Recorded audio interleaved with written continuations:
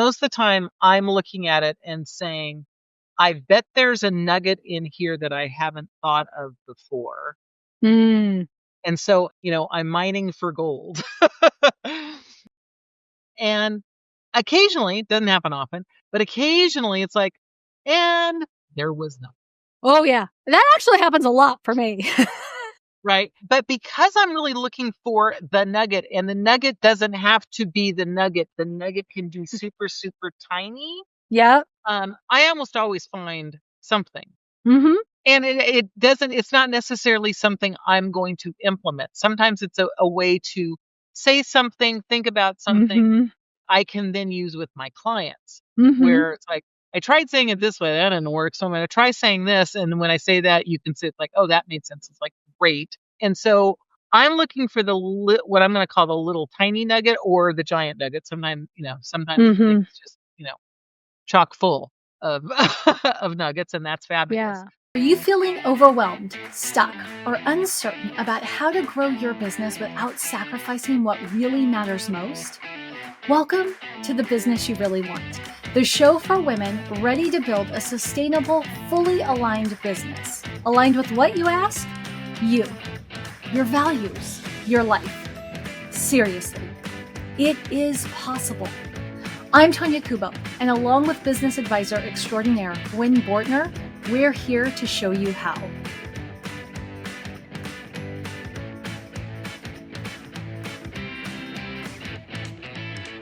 All right, today we are cutting through the noise and sharing the books that didn't just sit on our shelves looking pretty, Gwen. They fundamentally changed how we operate our businesses. I don't know about you, but most of the business owners I know are drowning in business book recommendations. They've got a to-be-read pile higher than their nose. And while everybody has the best of intentions when they make recommendations, we're sitting here going, I don't know, is that really, really worth our time? And so today, Gwen, what you and me are going to do is we are going to share our top 3 business book recommendations. And not just any business book recommendation, because, we can all sit here and talk about all the books people tell us that we should recommend, but the books that have actually changed how we do business. So whether you are an avid reader or somebody who struggles to find time for books, this episode is going to give you tips that you can apply immediately. And here's the clincher. Gwen, I hope you're listening. Even if our listener never decides to read the book themselves, we're going to give them the good stuff today. So Gwen, kick us off. Which book would you like to share first? This will surprise you absolutely zero, and potentially anyone who's listened to more than a few episodes. It will also not surprise them either.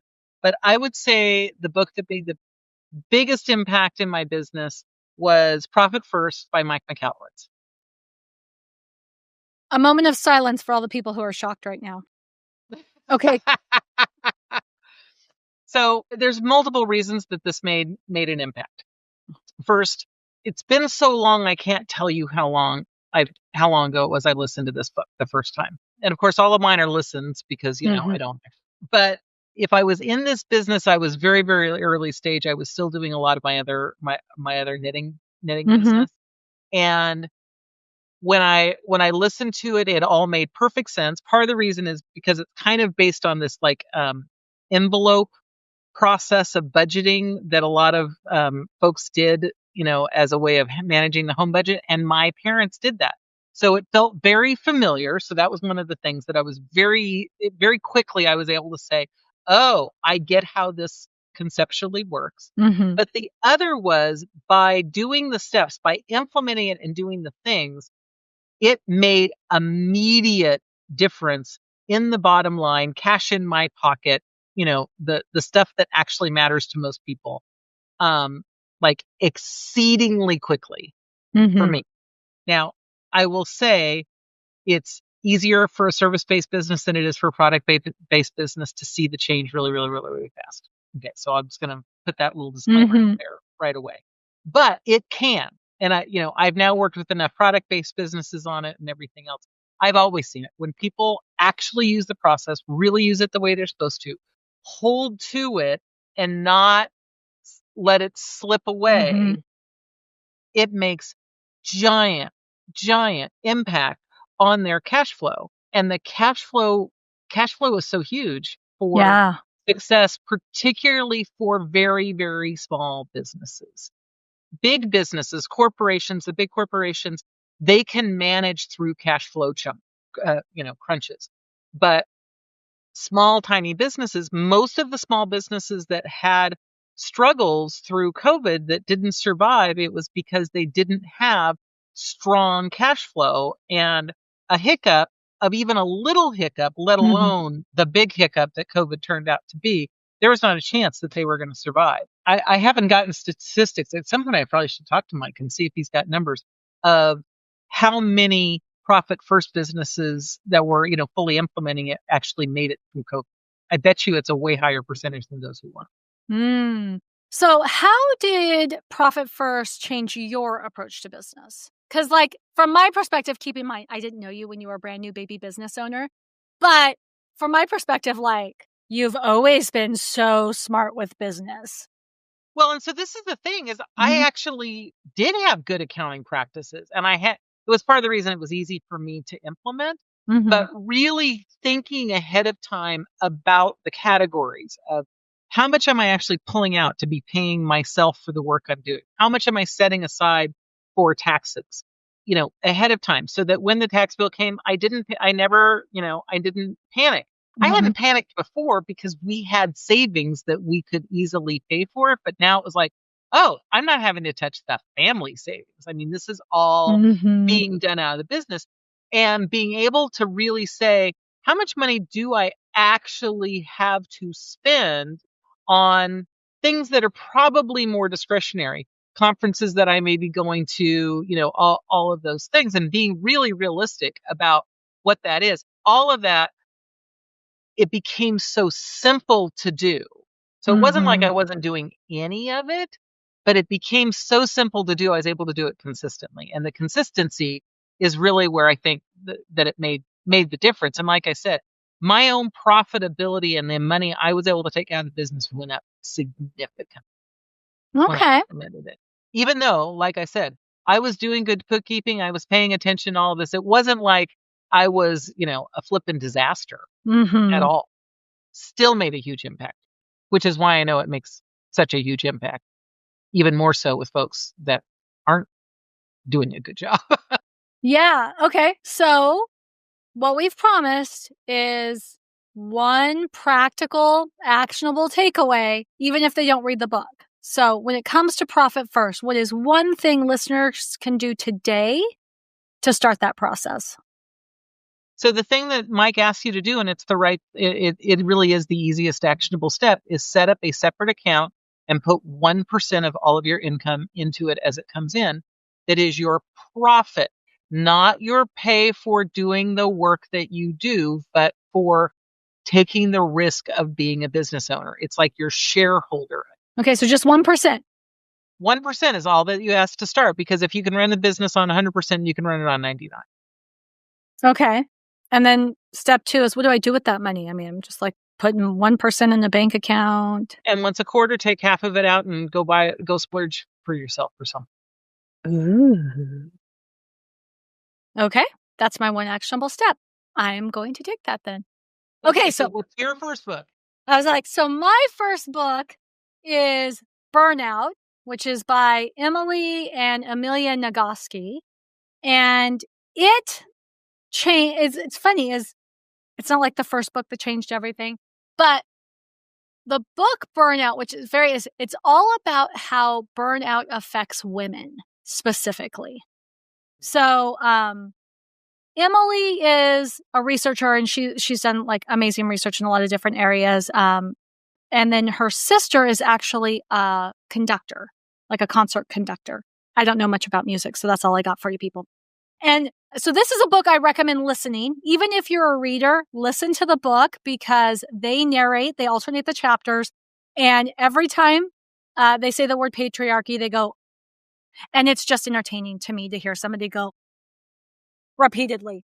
But the thing with the book Burnout is it really leans into the physical consequences of burnout and what resonated with me, like how it totally changed everything about me, is it explained how we oftentimes think of burnout as situational or environmental. So one example in the book that they use is you have a lot of stress at work, right? You've got that one coworker, and that one coworker makes you hate going to work every day.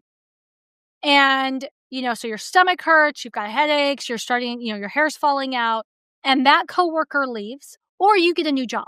Get a new job, that coworker's not there. You love everybody, but you still have headaches, your stomach's still hurting, and it doesn't make any sense because you're not with the jerk coworker anymore. But what they talk about is, but biologically, your body is still holding all of the stress and all of the angst related to that experience because your body doesn't care about the environment. There's just the impact it makes. So understanding how to divorce the feelings and like actual burnout and all that is associated with burnout from the circumstances that cause it, and understanding that you're still going to have to process through all of that even after the fact, was really powerful for me, because then it led to the second point in the book that I think is really interesting, is talks about how burnout is actually a side effect of not fully completing the stress cycle. That the stress has a cycle.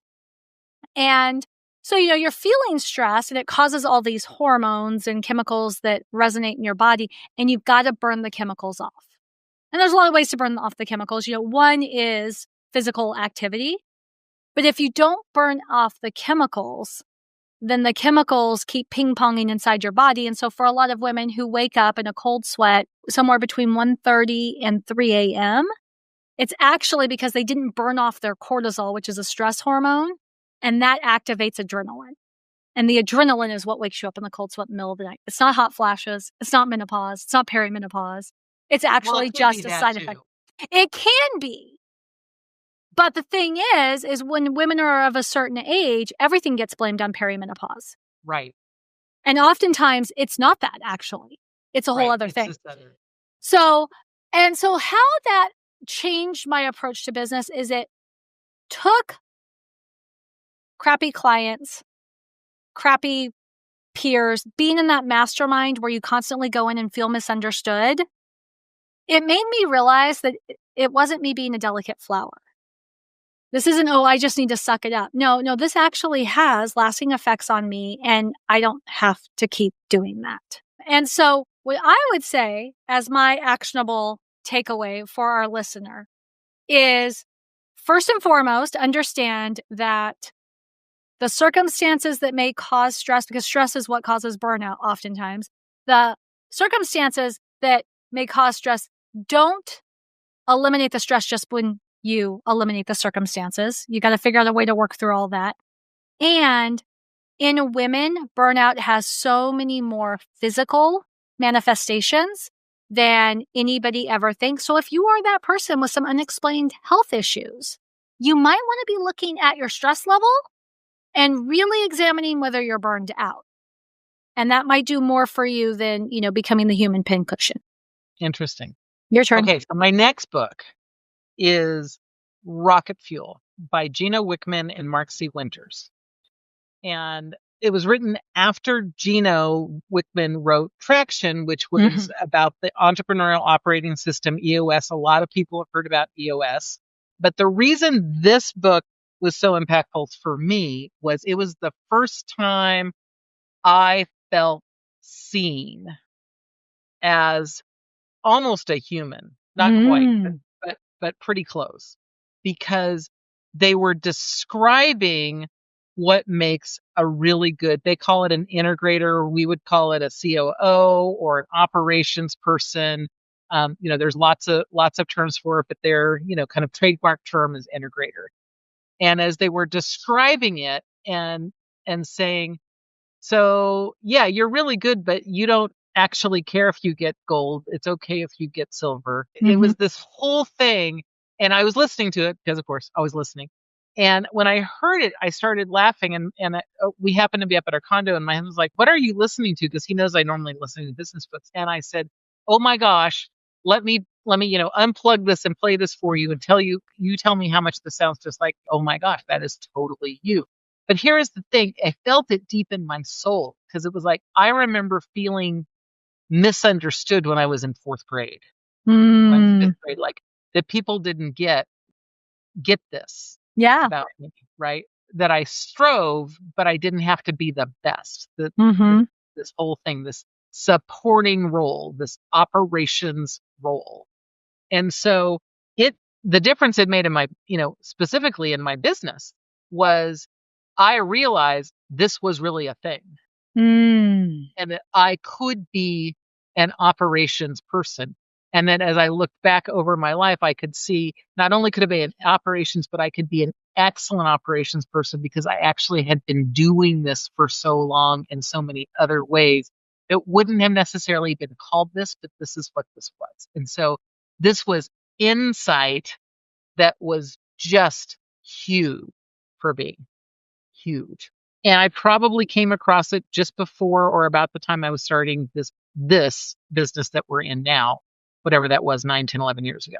And so it probably was a key element in forming this business. It's transformed over time, but it Mm-hmm. was definitely a key element in forming. And the thing that I would get out of it is understanding, what's the one takeaway is the value of the visionary having someone who functions in this integrator operations, whatever role, and how important that is because if you've only got the visionary, they're off running in 1,000 directions. They're taking risks that the rest of the team doesn't understand. They're often taking risks that doesn't make sense. They're confusing the issue. There's a whole lot of things going on here that you need to understand why this operations role is valuable. And to me, that's really what the rocket fuel is talking about, that you need both roles. And it's okay that you're one, but you Mm-hmm. need to stop fighting or avoiding the other. It's actually providing you stability. And that it was a word that I was on another call yesterday, and that was what we came up with. Is one of the things that I provide for all of my clients is I provide them a stable sounding board. Mm-hmm. I don't get caught in their visionary energy. And it's one of the challenges I think a lot of people have when they're in these mastermind groups and whatnot, because they're in a bunch of groups with a bunch of other visionaries. Yeah. And so they're all just creating more and more and more and more ideas and energy and whatnot. When actually what you need is someone that's providing stability. And Yeah. so that's where I think the value of rocket fuel is to help see the value of the stability in helping balance the power and the value of the visionary. Okay.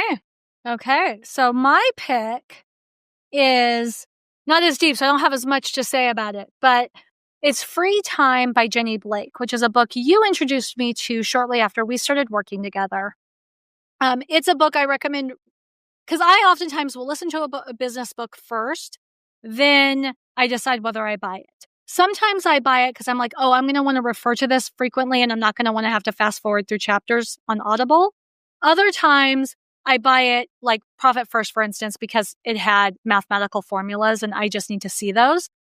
But Jenny's, I bought the hard copy simply because I do refer to it frequently. But the thing that I liked about the book or what the book's about is maximizing your free time. That, as a business owner, rather than living to work, you should work to live. Like only work as much as you need to get what you need.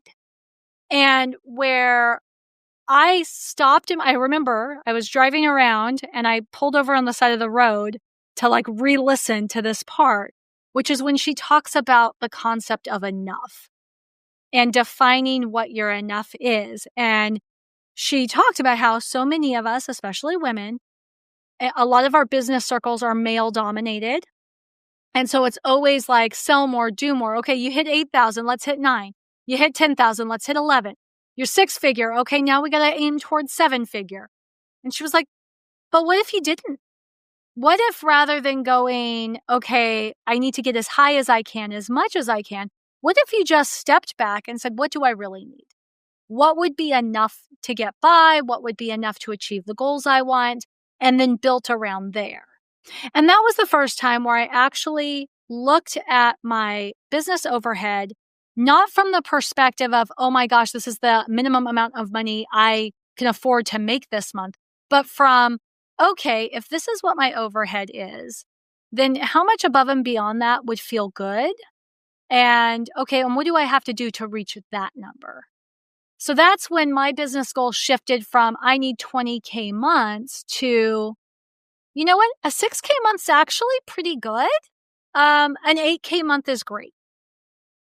And everything shifted accordingly because then my perspective shifted from I don't have time to be the person who goes to the after school activities and takes my kids to school and picks them up and stuff to actually I do.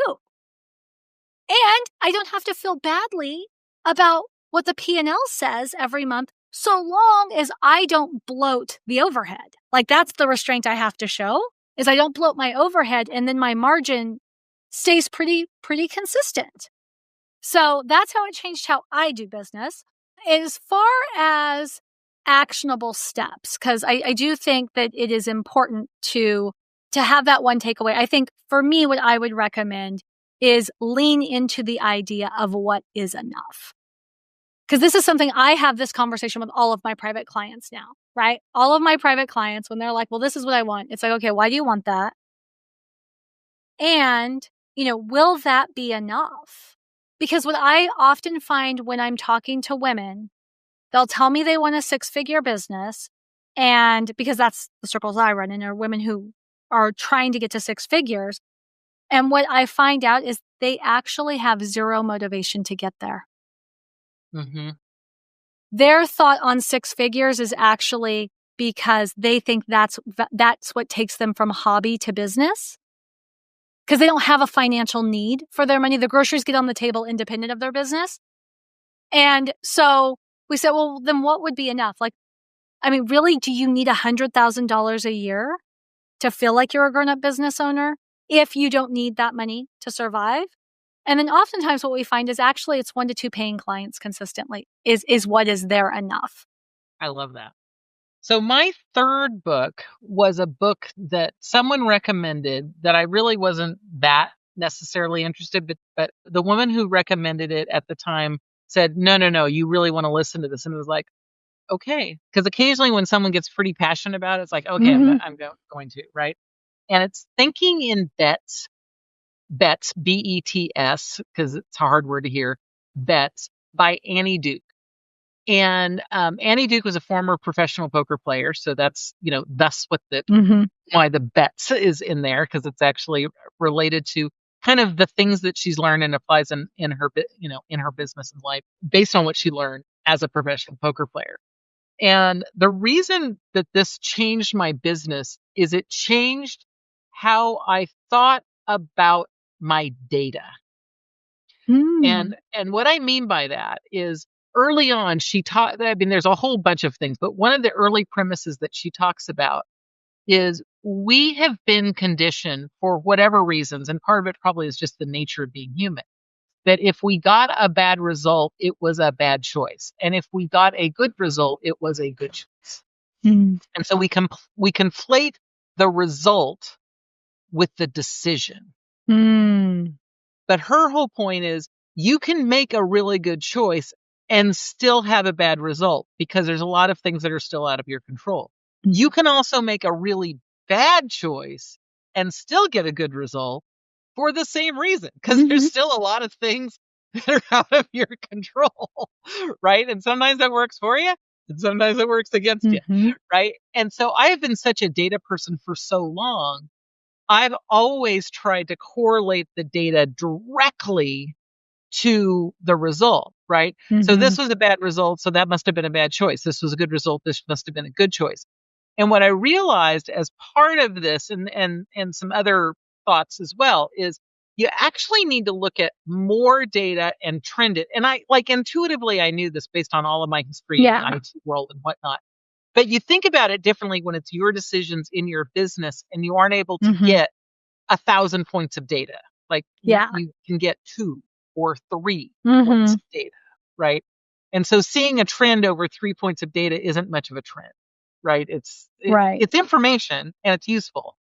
And so getting into that thought standpoint to say, did this outcome end up the way that it did because of the decision, or was it some outside factors? And her whole, the big thing is we're taught to think that life is like a chessboard, a chessboard. But the thing about a chessboard is you can see, if you know how, every possible move that can happen because you know all of the information. You know where all of the pieces are, both your pieces and their pieces, and you know exactly how all of them are allowed to move. There is no surprise. Now, you don't know which thing someone else is going to do, but you can still anticipate that that is a possibility, right?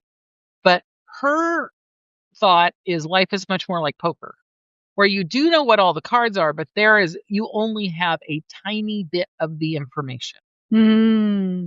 Right? You know what you've got, you know what's showing, and whatever hands and whatever way that you're playing, you know what all of the possibilities are, you know what the percentages are, etc.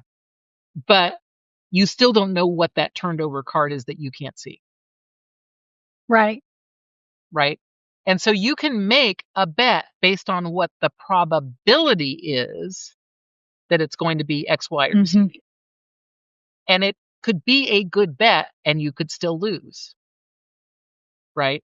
And you can also make a really bad bet on what the probability is and you could win. Right. Right? And so thinking about that overall in my business and how I look at my data just made a huge impact kind of across the board. I can't give you like very, very specifics, but thinking about it all the time of saying, I'm going to consider the result separate, not completely separated, but not conflated with the decision. Right. And trying to make those choices. What the tactical thing is, the practical thing that I would say is to start separating your result from your choice and saying, okay, this turned out bad. Did it turn out bad because I actually made a bad choice? Or did it turn out bad because of things there was no way I could have known at the time?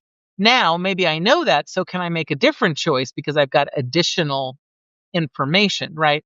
If you've ever watched a poker game or played a poker game, you bet once, but then you may bet again and again.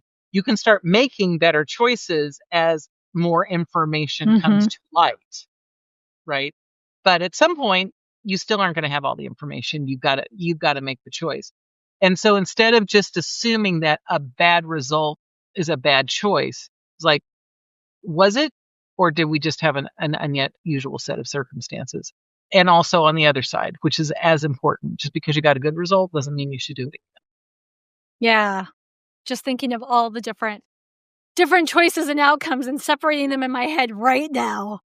But that is a good one. It's a fascinating exercise. It really is. It really is. And I think that's where the practicality is of starting to pay attention. When have I just conflated it, and was that actually accurate? Right. Yeah. All right. So my last book is one I thought you might pick, and you didn't. So I'm glad because I didn't actually have a good backup. I know you told me what it was going to be. I was like, oh my gosh, I should have picked that one too. But I'm glad you got it. Yes, which is Bumpers by Nick Peterson. We have talked about this book before. It is the teeniest, tiniest book. This is a book where I would say just buy the stinking book. You can get it free. I think it's freebumpersbook.com online. Right. You can get freebumpersbook.com. If you go and buy it full price, it's what, $1? No, it's it is $4.99 because it's the cheapest price that Amazon allows for a print-on-demand book. Okay, there we are. I do, because he says that. But you can get the free PDF if you want to. So it is a book. I feel it's a book you recommended, but I feel like I have to give everybody the same disclaimer you gave me, which is this is the prime example of somebody who said, this is what I think, and I want to get it out to the world, and I don't really care what anybody else thinks about it. So it's written, in order to drive the cost of the printed book down, it's written on like romance novel paper.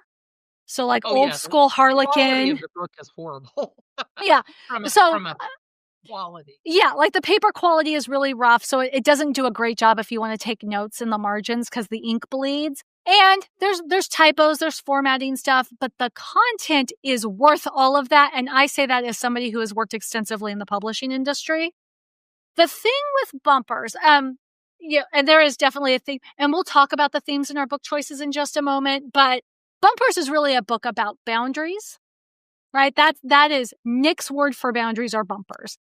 So these are just the guardrails that guide or box in your life. So it can be work, it can be business, it can be life and parenting and anything. It's ultimately a book about boundaries.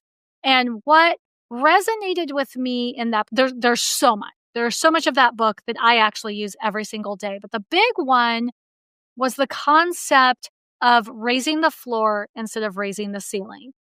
So back to my Jenny Blake free time example of what is enough, right? If I made a conscious decision that I'm not going to go every month trying to beat my best, right? Okay, I made 7,000 this month. Now I need to make 7,500 next month. Then how do I do anything other than maintain? Well, Nick's take is focus on the floor because the floor is actually usually easier to raise and it has a bigger long-term impact. So rather than saying, I want to increase my revenue $500 month over month, why not look at the last year, look at what your lowest month was and say, okay, what if I add $500 to that lowest month and say, come heck or high water, I'm not going to let any month go where I don't make at least that much. Worst case scenario, you end this year $500 above last year. But if you have a business or you have a history of going up and down, chances are raising the floor is going to have the difference of a couple $1,000s. Right. And while a couple $1,000s may not buy you a brand new car, a couple $1,000s isn't nothing. And it takes such little effort to raise the floor. That has been my experience, at least. I'm sure for some people, their floor is so stinking low that, they can't climb out. But for me, raising the floor was a lot less effort than trying to figure out how to do more month over month over month. And now, anytime that I'm looking at goals, because a lot of times with my clients, they're looking for year over year growth. Rather than saying, okay, let's average out the months. Okay, you average 6,500. So let's set a goal for $7,000 every month or $70,000 every month, depending on the size of the business. Let's just look at the low points. And let's look at the low points in all aspects, right? Let's look at the lowest points when it comes to revenue, but also let's look at the lowest points when it comes to capacity.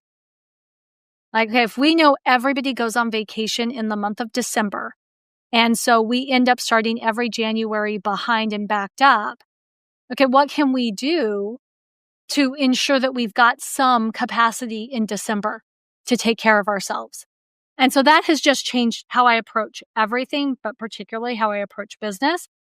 And, I feel like the actionable takeaway is pretty stinking clear, but really it's like in anything that you're looking at where you want growth, look at the floor, look at the ceiling, and then just figure out what would it take to raise the floor?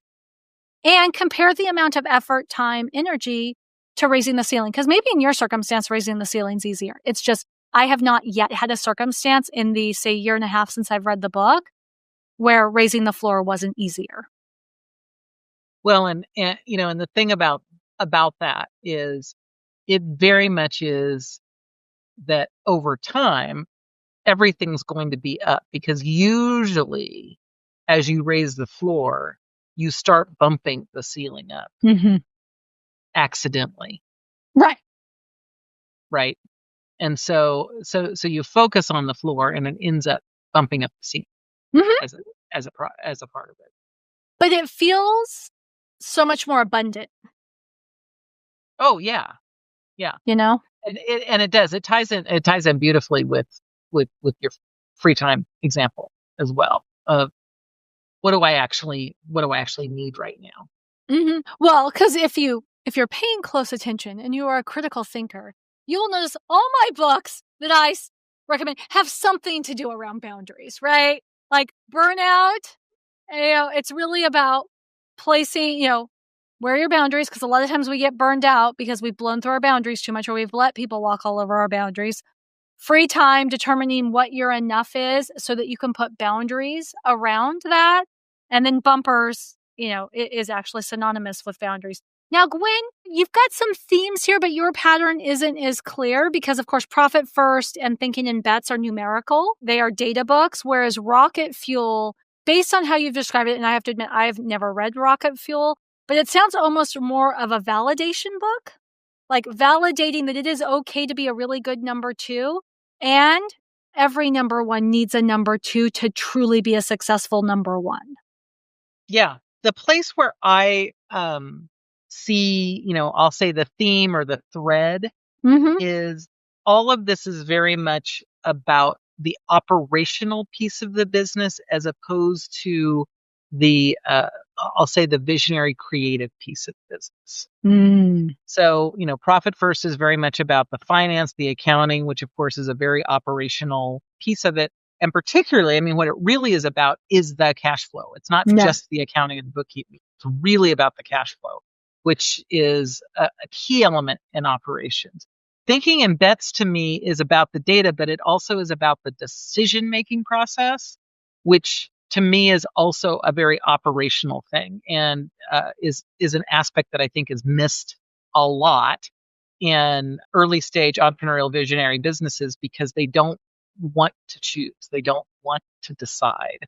They want all the options open. And because they're afraid that they're going to get a bad result, right? And it's like, bad result doesn't necessarily mean bad decision. And good result doesn't necessarily mean good decision.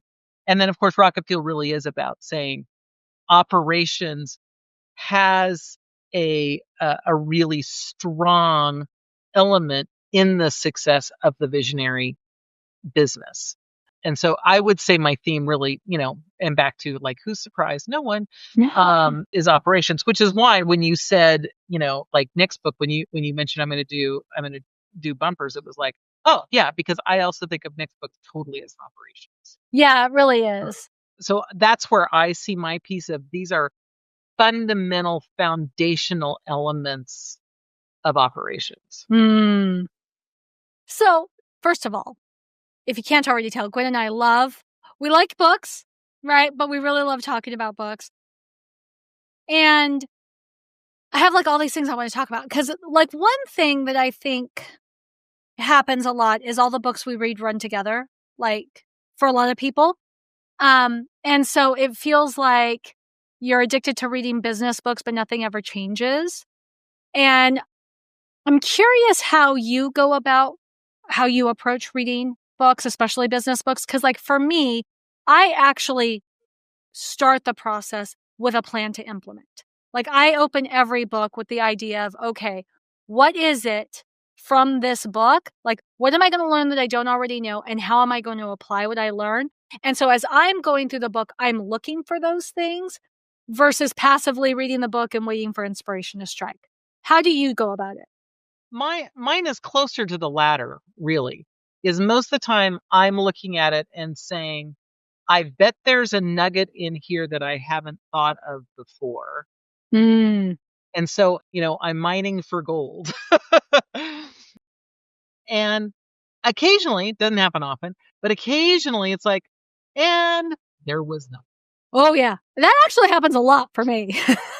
Right. But because I'm really looking for the nugget, and the nugget doesn't have to be the nugget can be super, super tiny. Yeah. I almost always find something. And it's not necessarily something I'm going to implement. Sometimes it's a way to say something, think about something I can then use with my clients, where it's like, I tried saying it this way, that didn't work. So I'm going to try saying this. And when I say that, you can say it's like, oh, that made sense. It's like, great. And so I'm looking for what I'm going to call the little tiny nugget or the giant nugget. Sometimes it's just, chock full of, of nuggets, and that's fabulous. Yeah.